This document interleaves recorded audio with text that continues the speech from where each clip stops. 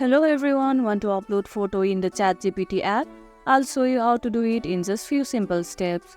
First, open the Chatgpt app on your phone. Make sure you are logged in and ready to start a conversation. Now, in the chat screen, look at the left side of the text box. You will see a photo icon. Go ahead and tap on it. This will open your device's gallery. Now, select the photo you want to upload. You can pick a single photo or multiple photos if needed. Once you have made your selection, tap Add to confirm. Before sending, you can also type a message along with your photo. Finally, tap Send, and that's it.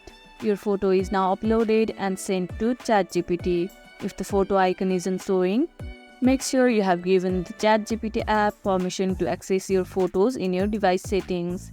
If this tutorial was helpful, don't forget to like, share and subscribe for more quick and easy guides. Thanks for watching, and I'll see you in the next video.